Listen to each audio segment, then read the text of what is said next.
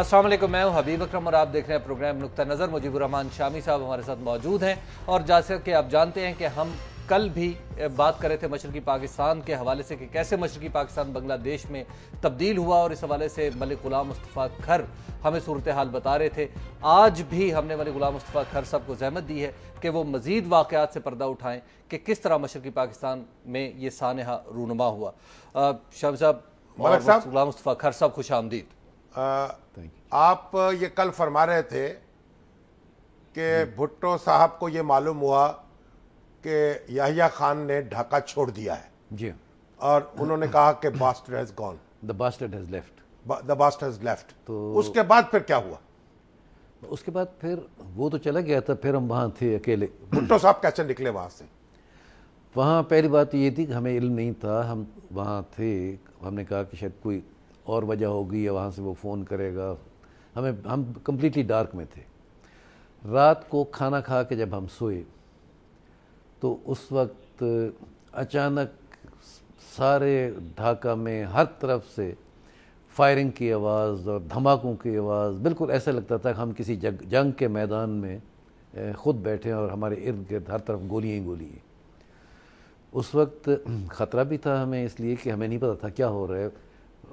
پہلا سب سے ہمارا جو ریئیکشن تھا، مقصد ذوالفقار علی بھٹو کے علاوہ، کیونکہ ان کو علم تھا ہمیں نہیں تھا، کہ ہم نے کہا شاید ہندوستان نے حملہ کر دیے اور ان کی فوج آ گئی اور یہ سارا کچھ اس لیے، اور ہماری فوج ان پہ ریٹیلیٹ کر رہی ہے اور لڑ رہی ہے۔ تو فوری طور پہ بھٹو صاحب نے مجھے فون کیا کہ مصطفیٰ میرے کمرے میں آ جاؤ۔ تو میں گیا تو اس وقت دوسرے لوگ بھی آنا شروع ہو گئے، سارے ہماری ساری سینٹرل کمیٹی وہاں پہنچی ہوئی تھی۔ پوری سینٹرل کمیٹی وہاں تھی؟ جی، پوری سینٹرل کمیٹی، جس میں محمود علی قصوری تھے، جے رحیم تھے، ڈاکٹر مبشر حسن تھے، رفیع رضا تھے، ممتاز بھٹو تھے، حفیظ پیرزادہ تھے، اور بھی جتنے ممبر تھے وہ سارے کے سارے وہیں تھے۔ تو بھٹو صاحب کا سویٹ کافی بڑا تھا، لیکن اتنے لوگوں کو وہ ویسے تو اکوموڈیٹ نہیں کر سکتا تھا۔ بھٹو صاحب اپنے بیڈ پہ تھے اور ہم سب نیچے بیٹھ گئے، اور پھر اس پہ تھوڑی دیر بات ہوئی، اور اس کے بعد ایک قسم کی جیسے فارمل میٹنگ شروع ہوتی ہے وہ میٹنگ شروع ہو گئی۔ تو بھٹو صاحب نے باری باری سب سے پوچھا کہ یہ آرمی ایکشن ہو گئے، کیونکہ ہمارے اپنی جو تھی سینٹرل کمیٹی، اس کے کافی لوگ اس سے پہلے اس بات کی جو تھی توقع کہیں یا وہ بلکہ ڈیمانڈ کر رہے تھے ایک طریقے سے کہ یہ اتنا کچھ ہو رہا ہے، اتنا کچھ ہو رہا ہے، تو اب فوج اس پہ ایکٹ کیوں نہیں کرتی، فوج مقصد انیشیٹو ہاتھ میں کیوں نہیں لیتی۔ یعنی سینٹرل کمیٹی کے کئی ارکان کی یہ خواہش تھی کہ فوج کو ایکٹ کرنا چاہیے، فوری دیر ہوتی جا رہی ہے، اور بڑی شدت کی خواہش تھی۔ آپ بھی ان میں شامل تھے؟ جی، آپ کی رائے بھی یہی تھی؟ اگر آپ مجھے میرا جواب سن لیں گے تو آپ کو پھر یہ پوچھنے کی ضرورت نہیں پڑے گی۔ ٹھیک۔ تو جب وہاں ہوئے تو بھٹو صاحب نے پھر باری باری سب سے پوچھنا شروع کیا کہ اب آرمی ایکشن ہو گئے، واٹ ڈو یو تھنک، آپ کیا سمجھتے ہیں کہ اس کے بعد اب کیا ہوگا؟ ان نے انگریزی میں یہ پوچھا کہ ہیز پاکستان بین سیوڈ اور دس از دی اینڈ، مقصد ہے کیا پاکستان بچ گیا ہے یا یہ آخر ہے؟ سب سے پوچھتے ہیں، صرف 3 شخص ایسے تھے اور ان سب سے پہلے میں تھا، مجھے کہنے کہا مصطفیٰ آپ بتائیں۔ اچھا، ان میں سب میں سے میجورٹی نے یہی کہا کہ پاکستان بچ گیا ہے، پاکستان ہیز بین سیوڈ، کیونکہ اس دنیا میں اب نہیں ہے، میں ان کے اب یہ بات کر سکتا ہوں۔ مجھے حیرانی ہوئی کہ سب سے زیادہ محمود علی قصوری صاحب نے کہا کہ جی بالکل Pakistan has been saved, and معلوم نہیں ہمیں کہ یہ جنرلز نے اتنی دیر کیوں کی ہے ایکشن لینے میں۔ اور اس سے زیادہ جو ہمارا سب سے بڑا انٹلیکچوئل تھا، جے رحیم، اس نے بھی یہی کہا، اس نے کہا وہ بالکل یس mister Bhutto, this is the best thing, this should have happen long اگو، this should have happen long, now Pakistan will survive. تو بھٹو صاحب نے کہا مصطفیٰ کھر تم نے یہ باتیں سنی ہیں، اب آپ کا کیا خیال ہے؟ تو میں نے کہا کہ سر پاکستان ختم ہو گیا، اب this is the end of Pakistan. Bhutto صاحب نے ان پہ کوئی کمنٹ نہیں دیے۔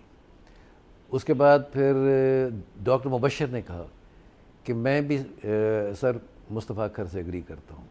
किसने कहा? डॉक्टर मुबशर हसन ने। ठीक। और रफ़ी रज़ा ने भी एग्री किया। उसने कहा, उन्होंने कहा जी हमें मेरे 2 कुलीग्स जो कुछ कह चुके हैं मैं उनके साथ एग्री करता हूँ कि पाकिस्तान ख़त्म हो गया, अब कोई रास्ता नहीं रहा पाकिस्तान को बचाने का। तो फिर उस वक्त भुट्टो साहब ने उस अपने बेड पे बैठे हुए कहा, I agree with these 3 colleagues of mine, कि मैं इन 3 लोगों के साथ इत्तेफाक राय करता हूँ कि वाकई पाकिस्तान को अब बचाना तकरीबन नामुमकिन है। सो ये हुआ। फिर हाँ जी मुस्तफा साहब, ये भुट्टो साहब ने कराची एयरपोर्ट पर पहुंच के तो ये कहा था कि पाकिस्तान बच गया है।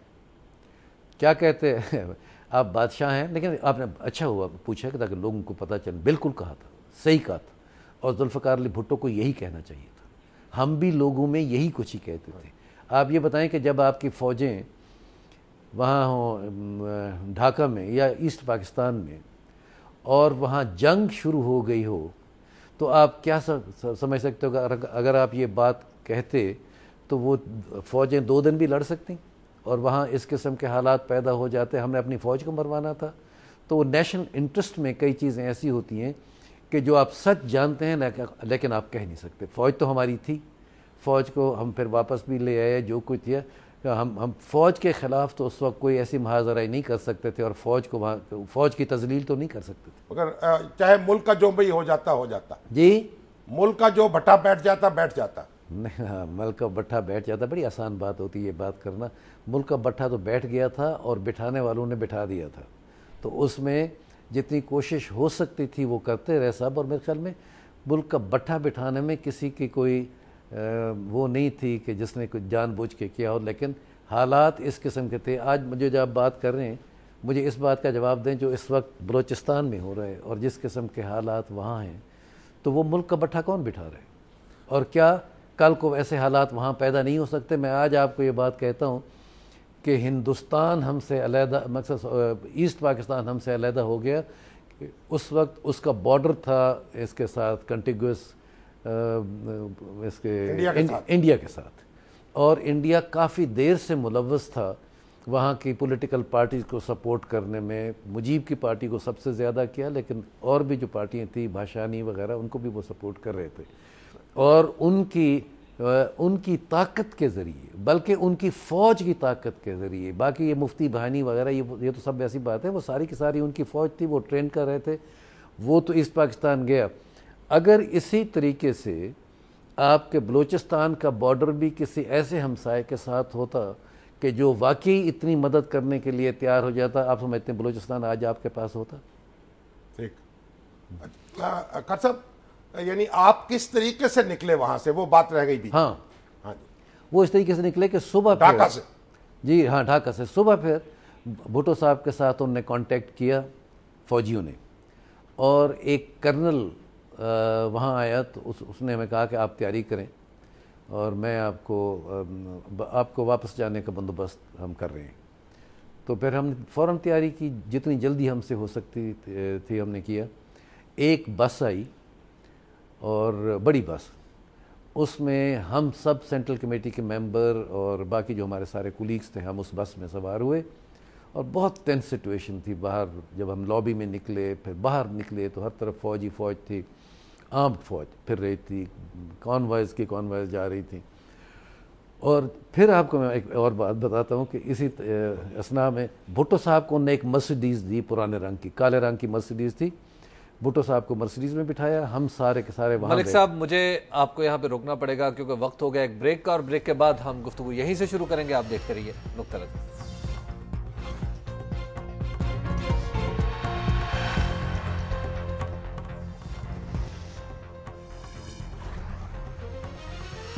नुक्ता नज़र में एक बार फिर खुश आमदेद। गुलाम मुस्तफ़ा खर साहब हमारे साथ मौजूद हैं, और गुलाम मुस्तफ़ा खर साहब बता रहे थे कि किस तरह वो ढाका से निकले और भुट्टो साहब को एक काले रंग की मर्सिडीज़ प्रोवाइड की गई।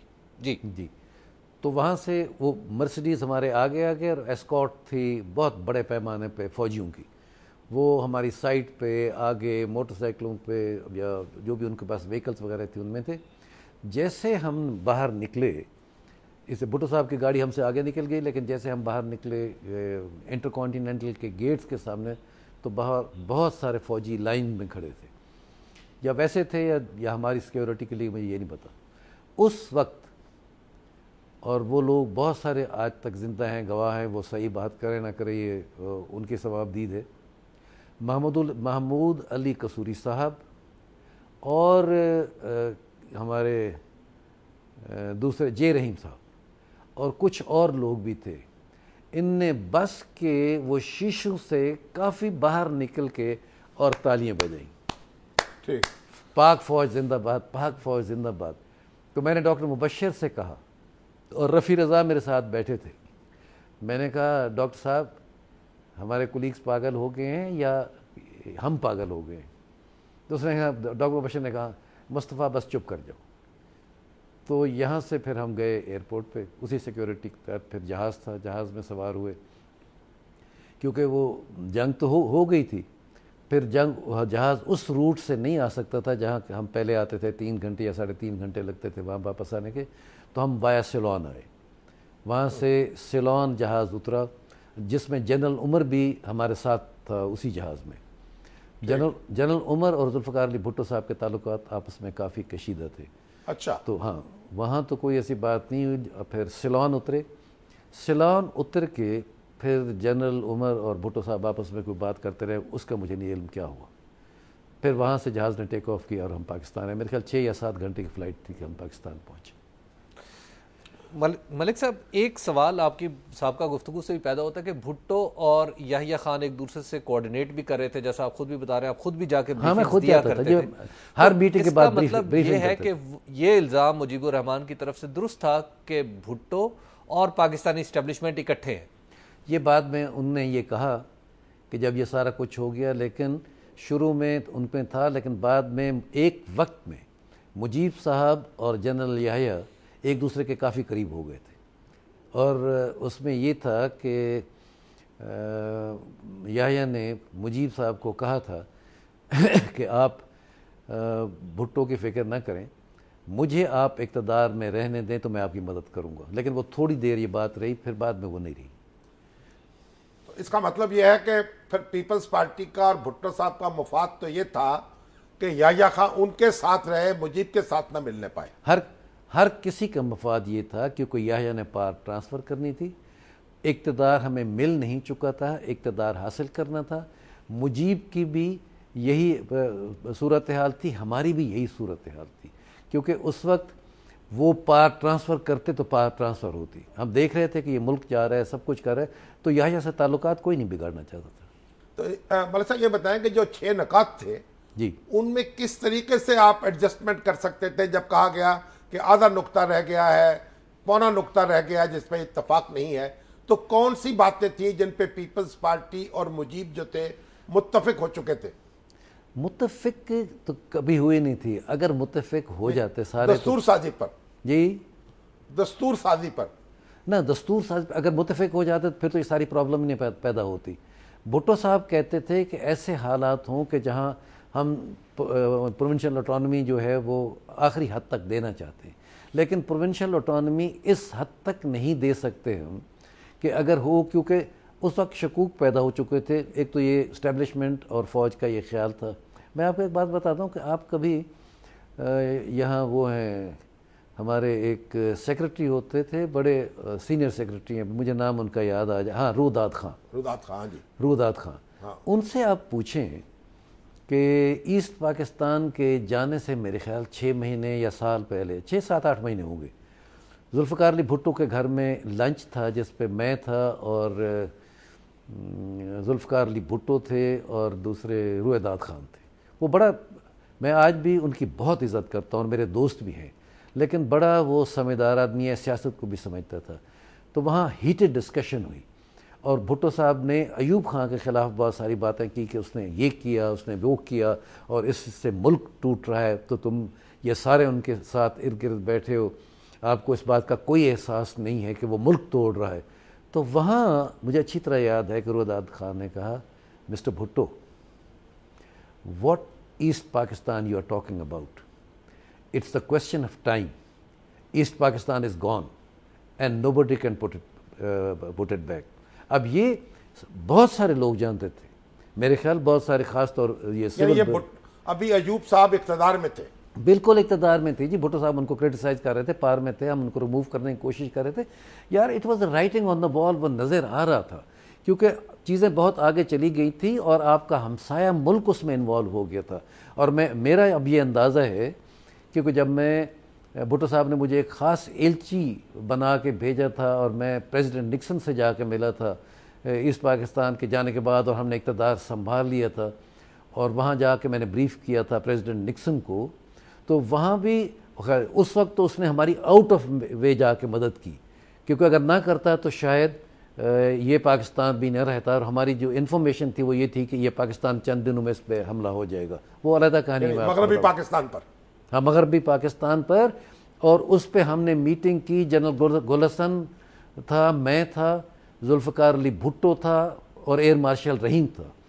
جس وقت ان نے ہمیں یہ بتایا کہ آج ہمارے پاکستان، ویسٹ پاکستان کی حالت کیا اور ہماری حیثیت کیا ہے، ہمارے پاس ہیلی کاپٹر صرف اس وقت تھے، فرینچ ہیلی کاپٹرز تھے ایلویٹ، ان میں سے 6 یا 7 گھنٹے سے کسی کی زیادہ لائف نہیں تھی. تو گولسن نے، اور بہت ساری چیزیں تھیں، لیکن گولسن نے کہا کہ مسٹر بھٹو اگر ہندوستان اس وقت حملہ کرے گا تو ہم میکسیمم ہندوستان کو 6 دن کے لیے روک سکتے ہیں، اس کے بعد the Indian army will walk over, اور اس میں بھی ہم لاکھوں کیجولٹیز کرائیں تو یہ ہو سکتا ہے.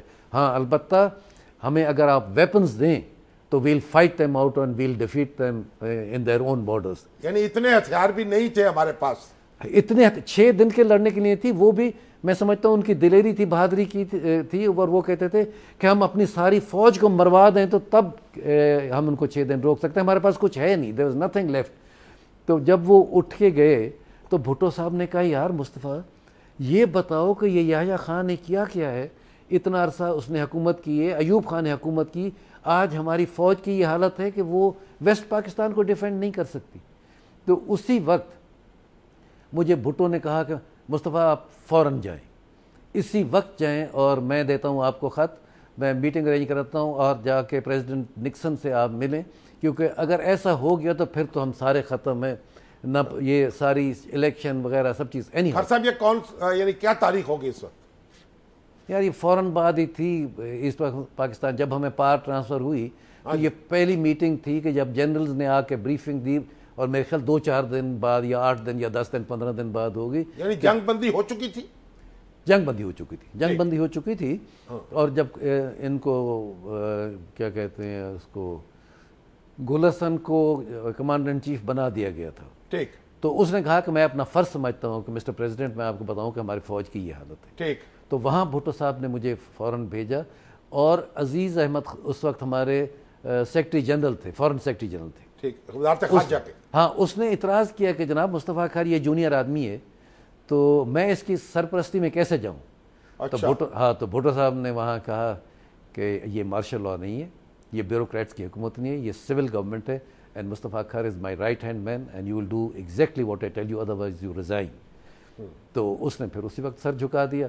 میرے ساتھ وہ گیا، ہم تھرو آؤٹ ہماری فلائٹ گئی سیدھا. آپ دونوں تھے بس؟ جی آپ دونوں تھے؟ جی ہم دونوں تھے، اور ہمارا اے ڈی سی یا وہ تھا، میرا ملٹری سیکرٹری تھا ساتھ. تو وہاں جب پہنچے فائنلی میں آپ کو بتاؤں جس وقت ہماری میٹنگ ہوئی پریزیڈنٹ کے ساتھ، تو اس کو میں نے وہ سارا بریف کیا، ذوالفقار علی بھٹو کا خط دیا، اور میں حیران رہا کہ وہ بہت زیادہ اس کا نالج تھا. میرے خیال میں کسی پاکستانی سیاستدان کا اتنا نالج نہیں تھا جتنا پریزیڈنٹ نکسن کا تھا یا پاکستان کے بارے میں. پاکستان میں حیران ہوا.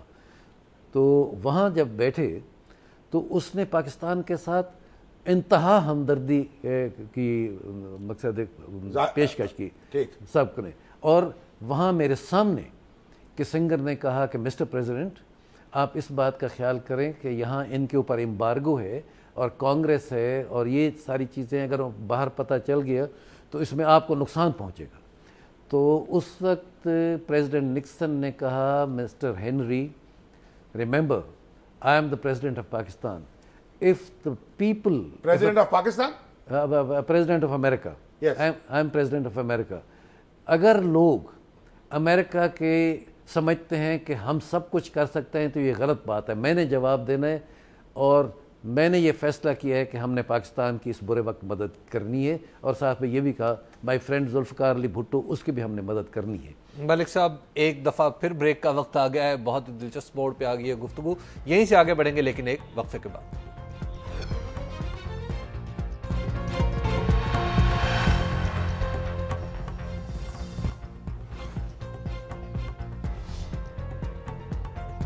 نقطہ نظر میں ایک بار پھر خوش آمدید، گفتگو جاری ہے ملک غلام مصطفیٰ کھر صاحب سے، اور وہ بتا رہے تھے کہ کس طرح دسمبر میں جب ایک میٹنگ ہوئی اور پھر وہ امریکہ گئے اور صدر نکسن سے ان کی ملاقات ہوئی۔ نکسن صاحب سے ملاقات کا حال سنا رہے تھے آپ۔ جی، پھر وہ کافی دیر وہاں پہ، میرے خیال 1.5 گھنٹے کی شاید ہماری میٹنگ تھی، تو اس کے بعد ہم لسٹ بھی لے گئے تھے جو ہمیں چاہیے تھا، تو کسنگر کو انہوں نے سنب کیا اور کہا کہ نہیں ہم ان کی پوری مدد کریں گے۔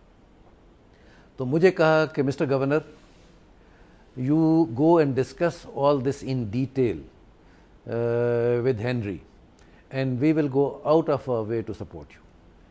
تو وہاں جب ہم گئے تو ہینری کسنگر نے کہا mister governor congratulations, your mission has been successful, I never thought کہ president of United States of America will go that far as he has told me now, اور کیونکہ وہ ہم چلے گئے تھے اور وہ پھر بعد میں پیچھے ہمارے آئے، ٹھیک، تو انہوں نے کہا کہ جی اب لسٹ، تو ہم نے لسٹ دی، اور اس لسٹ میں انہوں نے کہا کہ یہ جو چیز آپ کہہ رہے ہیں ہم دینے کے لیے تیار ہیں، لیکن صرف یہ ہے کہ یہاں امبارگو ہے پاکستان کو اسلحہ دینے کے لیے، آپ ایران سے بات کریں، ہم یہ اسلحہ ایران پہنچائیں گے اور ایران آپ تک آگے پہنچا دیں۔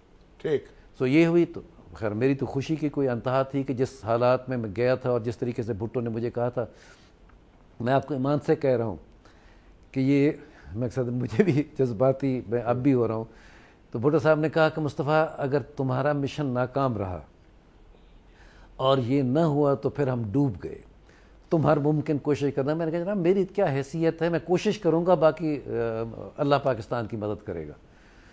تو وہاں جب یہ بات ہوئی تو پھر میں وہاں آیا تو عزیز احمد اور میں نے ذوالفقار علی بھٹو کو وہ کوئی میسیج طریقہ ہوتا ہے بھیجنے کا، اس میں بھیجایا اور یہی کہا، تو وہاں ذوالفقار علی بھٹو صاحب نے ایران سے کانٹیکٹ کیا اور وہ ساری بات پھر آفیشیل لیول پہ ہوئی۔ تو کہنے کا مقصد میرا یہ تھا کہ میں زیادہ وہاں نہیں رہا، دوسرے دن ہم وہاں سے چل پڑے۔ جب ہم واپس آئے، ہینری کسنگر سے 2 گھنٹے کی میٹنگ رہی، اس کے ساتھ ڈسکشن وغیرہ ہوئے، واپس جب آئے تو ملٹری سیکٹری نے مجھے ایئرپورٹ پہ اترتے ہی کہا کانگریچولیشنز گورنر صاحب، ایران کے جہاز اسلحہ لے کے تو پہنچ گئے۔ مقصد اتنی جلدی ہوا۔ اور میں جب گیا تو بھٹو صاحب میرے انتظار میں بیٹھے تھے، تو وہاں انہوں نے اٹھ کے میرا منہ چوما اور کہا مصطفیٰ کھر ملک بچ گیا، پاکستان بچ گیا، ہم بچ گئے، کانگریچولیشنز۔ میں اگر پریزیڈنٹ آف پاکستان نہیں ہوتا تو میں تمہیں خود آ کے ایئرپورٹ پہ ریسیو کرتا۔ ملک صاحب یہ بتائیں کہ بھٹو صاحب چاہتے تھے کہ کسی نہ کسی طریقے سے کوئی پیچ اپ ہو جائے مجیب سے، یعنی جب انہوں نے کہا کہ میں ٹانگیں توڑ دوں گا ان کی، جو ارکان اسمبلی جائیں گے ڈھاکے میں اسمبلی کا اجلاس اٹینڈ کرنے کے لیے، جناب دیکھیں اس وقت کیا تھا ان کے ذہن میں آپ کو بتاتا ہوں، یہ آپ ضرور، اور یہی چیز ہے کہ پبلک کو معلوم ہونا چاہیے، اس وقت جو ہمیں میڈیا کی نفرت ملی اس کی وجہ سے بہت سارے غلط فہمی ہیں لوگوں کو۔ بھٹو صاحب پاکستان چاہتے تھے، بھٹو صاحب مجیب سے پہچان بھی چاہتے تھے، دوستی بھی چاہتے تھے، لیکن بھٹو صاحب پاور بھی چاہتے تھے۔ میں اگر یہ کہوں کہ نہیں وہ پاور کے بغیر رہنا چاہتے تھے تو یہ میں پھر آپ کو جھوٹ بول رہا ہوں گا، لیکن یہ بات تھی کہ بھٹو صاحب نے یہ کہا تھا اس وقت، آپ جانتے ہیں شامی صاحب، آج جو پولرائزیشن ہے اس وقت تو یہ نہیں تھی، تو اس وقت تو سخت نفرت کا سما تھا کہ رائٹسٹ اور لیفٹسٹ کی ایک قسم کی جنگ تھی، بلکہ اس حد تک بھی فتوے دیے گئے تھے کہ پیپلز پارٹی کا اگر کوئی ورکر یا لیڈر مر جائے تو اس کا جنازہ پڑھنا ناجائز ہے، یہ تھا نا۔ تو ایسی سٹیجز آتی ہیں جس میں یہ سب کچھ کرنا ہوتا ہے، اور جس وقت یہ ہوا پھر مجیب کے جو یہاں دوست تھے یا ذوالفقار علی بھٹو کے دشمن تھے، ان نے ہمارے ممبرز کو کانٹیکٹ کرنا شروع کر دیا اور کہا، کسی کو منسٹر کا کہا، کسی کو کچھ کہا، کسی کو کچھ کہا، جی آپ ذوالفقار علی بھٹو کو چھوڑ دیں۔ تو ہمیں وہ ساری کشتی ڈوبتی ہوئی لگ رہی تھی، اور اس میں سے سب سے بڑا ہونک اور سب سے بڑا احمق آدمی جو ہے جس کا نام احمد رضا ہے وہ تھا. وہ ہاں یار اس کو آپ جانتے نہیں ہیں, وہ کوئی انسان ہے یا کوئی پالیٹیشین ہے یا کوئی چیز ہے. وہ تو ایک خود غرض سا آدمی تھا اور ہم نے اس کو کلاؤن کی حیثیت میں رکھا ہوا تھا. تو اس نے پھر بڑھ چڑھ کے اسٹیٹمنٹ دینا شروع کی. تو بھٹو صاحب نے اسٹیٹمنٹ دینے سے پہلے مجھے کہا یار مصطفیٰ ان کو تو ہم نے روکنا ہے, اگر ان کو نہ روکا تو یہ ہماری اپنی کشتی ڈوب جائے گی اور یہ آدمی تو ہمیں برباد کرنا چاہتا ہے. تو ان کو ڈرانے کے لیے بھٹو صاحب نے کہا کہ جو جائیں گے ہم ان کی ٹانگیں توڑ دیں گے, اس کے علاوہ اور کچھ نہیں تھا. دیکھیں خٹک صاحب یہ بتائیں, کیا کبھی بھٹو صاحب اور مجیب کے درمیان کوئی پاور شیئرنگ فارمولا بھی ڈسکس ہوا کہ یہ ڈپٹی وزیر اعظم بن جائیں وہ وزیر اعظم بن جائے, یہ صدر بن جائیں وہ وزیر اعظم بن جائے؟ یہ بھٹو صاحب چاہتے تھے. ہاں جی, یہ چاہتے تھے, لیکن اس کے راستے میں رکاوٹ جو تھی وہ یحییٰ تھا. یعنی اگر یحییٰ خان نہ ہوتا درمیان میں تو پھر نہ ہوتی, تو پھر ایزیلی ان کے درمیان پاور شیئر ہو جاتی. پھر ہو جاتی. اب یہ پتہ بھٹو کو بھی تھا کہ پاور اگر ہم نے لینی ہے تو وہ یحییٰ کی مدد کے بغیر نہیں لے سکتے, اور اسی طریقے سے مجیب کو بھی تھا. بھائی میں آپ کے بات بتاتا ہوں, میں نے اس وقت بھی کہا تھا اگر اس وقت یحییٰ خان اپنی پاور کو پس پشت رکھ لیتے اور یہ کمپرومائز کرانا چاہتے تو وہ بہت آسان بات تھی, کرا سکتے تھے اس بات پہ کہ وہ صرف ایک سٹیٹمنٹ دے دیتے جو کہہ رہے تھے میں کانسٹیٹیوشن دے رہا ہوں وغیرہ, یہ سارا غلط ہے. کہہ دیتے کہ میں قوم سے مخاطب ہوں اور پاکستان کی قوم کو میں یہ کہنا چاہتا ہوں کہ اس قسم کی کشیدگی میں, اس قسم کی پولرائزیشن میں اور اس قسم کے الیکشن ریزلٹس میں میں پار ٹرانسفر نہیں کر سکتا جب تک آپ اس پہ جب تک پولیٹیشنز آئین پہ اتفاق نہ کریں, کیونکہ یہ باغ ڈور میرے ہاتھ میں ہے. کل کو میں ہسٹری کو بھی جواب دوں گا, قوم کو بھی جواب دوں گا. آپ دیکھتے کہ 24 گھنٹے میں یہ جو ہے فیصلہ ہو جاتا. مگر خٹک صاحب جب مجیب سے ملاقات ہوتی رہی اور آپ کی تنہا ملاقات بھی ہوئی تو کیا مجیب نے کوئی آفر کی تھی بھٹو صاحب کے لیے کہ میں آپ کو یہ دینے کو تیار ہوں؟ نہیں, انہوں نے کہا کہ ہم آپس میں مل کے فیصلہ کر سکتے ہیں ہم, لیکن یہ جو پار شیئرنگ کی بات ہے یہ بھٹو صاحب نے کی تھی, لیکن میں غلط بیانی نہیں کروں گا کہ میری زندگی کا فیصلہ ہے کہ میں قوم کے سامنے کبھی غلط بات نہیں کروں گا. یہ باتیں انہوں نے 1 to 1 اکیلے کی.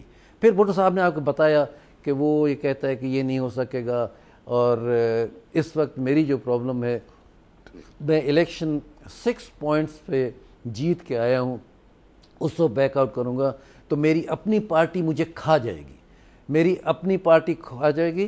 اور انہوں نے کہا تھا کہ ان کو مجھ سے زیادہ بیکنگ اس طرف سے ہے, میں اپنے آپ کو اسٹیبلش کر کے اپنے آپ کو مضبوط کر کے پھر یہ ساری چیزیں کر سکتا ہوں. اس وقت مجھے وہی کچھ چاہیے جو میں کمٹ کر چکا ہوں. اور وہاں پہ بات آ جاتی تھی جس میں یحییٰ سے بھی بات ہوئی, میرے خیال فوج کا بھی اسی میں اتفاق رائے تھا کہ ہم ہر چیز مجیب کے حوالے نہیں کر سکتے, کیونکہ وہاں جو ایجنسیز وغیرہ کی رپورٹس تھیں کہ کچھ وقت کے بعد مجیب یہاں سے اسٹیٹ بینک کو لے جائے گا, پی آئی اے کو لے جائے گا, اور جو انسٹیٹیوشنز ہیں وہ لے جا کے وہاں سے کہے جائے خدا حافظ, اب تمہارا کوئی واسطہ. ایک بریک کا وقت آ گیا ہے اور بریک کے بعد ہم گفتگو یہیں سے آگے بڑھائیں گے. آپ دیکھتے رہیے نقطہ نظر.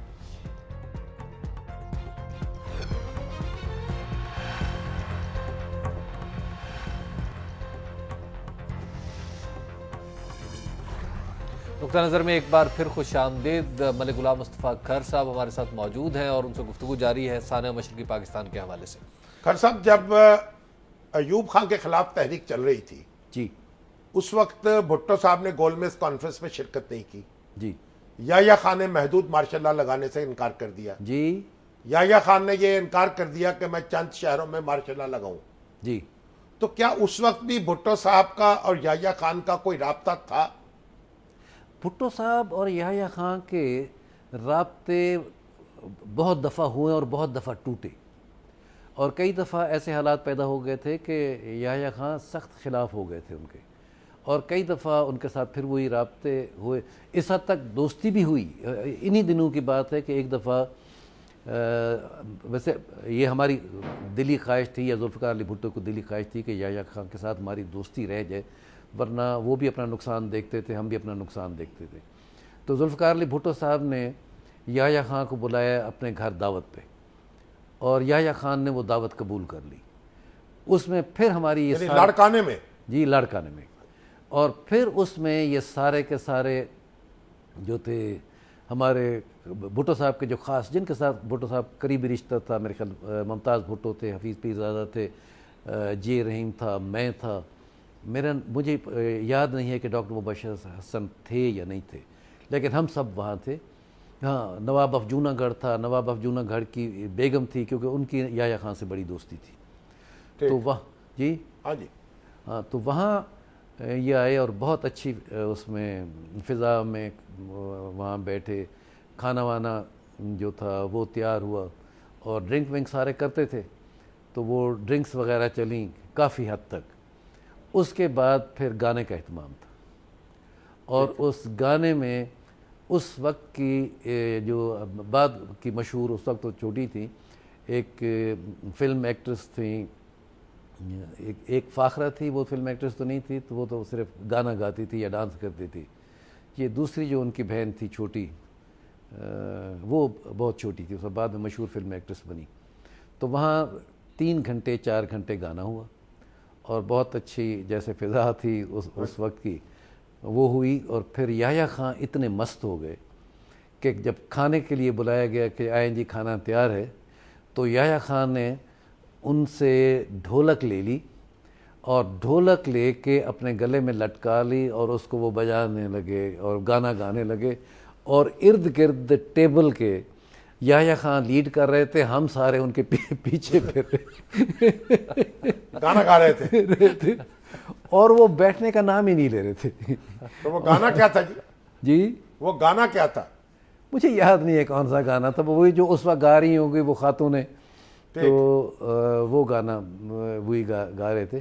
پھر بیٹھ کے کھانا وانا کھائے. مقصد اس حد تک بھی تعلقات ٹھیک ہو سکتے تھے, لیکن بھٹو صاحب کے جو حامی جنرلز میں تھے, یا کم از کم بھٹو صاحب پر پرو تھے, وہ تھے ایک جنرل پیرزادہ, اور کسی حد تک یہ جنرل گل حسن بھی تھے.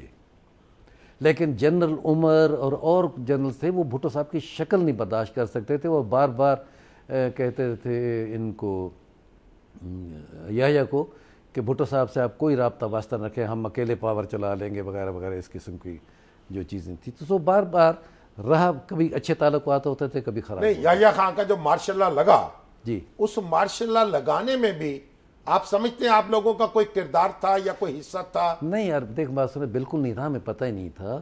لیکن بھٹو صاحب اس کو کیونکہ اپنا ایک دوست یا جاننے والا اچھا تعلق تھا, اس کو سمجھتے تھے.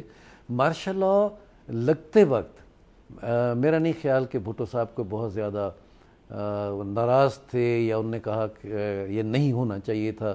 وہ میرے خیال 50-50 والی بات تھی. لیکن کچھ عرصے کے بعد یحییٰ خان نے اپنا ٹوٹل رویہ بدل لیا, اور اس وقت پھر بھٹو صاحب نے کہا کہ, پھر گالی دیتے تھے اس کو, کہتے ہیں کہ دیکھو جی ہمارا یہ دوست تھا, سب کچھ تھا, اب یہ ہمارا سب سے بڑا دشمن ہے, کیونکہ وہ سمجھتا ہے کہ ویسٹ پاکستان میں پار میرے ہاتھ آنی ہے, تو مجھے وہ کاٹنے کی کوشش کر رہے, ہماری مخالفت کر رہے, اور کئی ایسی چیزیں ہوئی تھیں. ملک صاحب 1970 کے الیکشن سے لے کے 16 دسمبر 1971 تک, جی, کوئی ایک ایسا موقع جس کو آپ سمجھتے تھے کہ کارڈینل تھا, جس کو مس کر دیا؟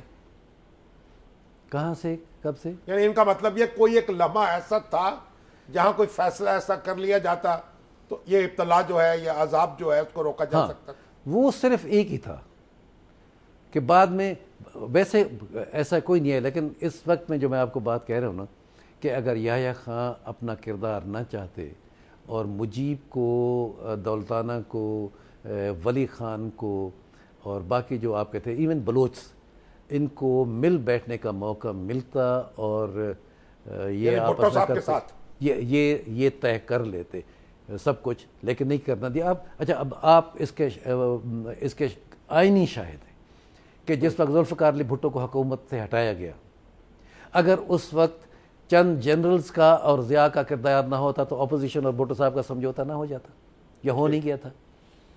تو یہ ماننا پڑے گا کہ ہر چیز میں جب دخل عمل ان کا رہا ہے, تو اس میں پولیٹیشنز اپنی مرضی نہیں کر سکے, کیونکہ سب پولیٹیشنز کو پار چاہیے تھی, انکلوڈنگ اصغر خان جو اس وقت سب سے بڑے چیمپئن ہیں, ان کو بھی پار چاہیے تھی. وہ بھی فوج کے ہاتھوں سے پار لینے کے لیے تیار تھے. مگر جولائی 1970 میں تو فوج subordinate थी ना जी।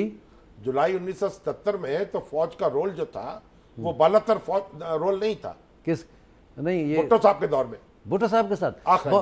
देखिए बहुत थोड़े अरसे के लिए, उसके बाद उनका रोल भी हो गया था। और भुट्टो साहब भी, जैसे आज आसिफ अली जरदारी साहब आखिर में फ़ौज को खुश करना चाहते हैं और अमेरिका को खुश करना चाहते हैं, भुट्टो साहब ने शायद अमेरिका नहीं लेकिन फ़ौज को खुश करने की उनने हर मुमकिन कोशिश की। और ये एक बात हुई मेरी, और मैं ये हिस्टोरिकल फैक्ट है आपको बता रहा हूँ कि भुट्टो साहब ने, मैंने उनके साथ कई चीज़ों पे डिसएग्री किया और बैठे थे। मैंने कहा कि आप ये जो कुछ कर रहे हैं गलत है और इससे आपकी पार्टी को नुकसान पहुंचेगा। भुट्टो साहब ने कहा मुस्तफ़ा खैर याद रखना कि पार में आने के लिए पार्टी की ज़रूरत होती है, हुकूमत चलाने के लिए फ़ौज और ब्यूरोक्रेसी की ज़रूरत होती है। जब तक मैं फ़ौज और ब्यूरोक्रेसी को खुश रख सकता हूँ उस वक्त तक हमें हाथ कोई नहीं लगा सकता। गुलाम मुस्तफ़ा खैर साहब, आपका बहुत बहुत शुक्रिया कि आपने हमें बड़ी डिटेल से सारे हालात और वाक़यात से आगाह किया। और शामी साहब, इस पे बहुत सारे सवालात मेरे जहन में भी उठे हैं सहाफ़त के एतबार से, कुछ आपके हवाले से, वो मैं आपसे पूछूंगा, लेकिन उसके लिए हम अगले प्रोग्राम का इंतज़ार करते हैं। आज के लिए इजाज़त दीजिए, खुदा हाफ़िज़।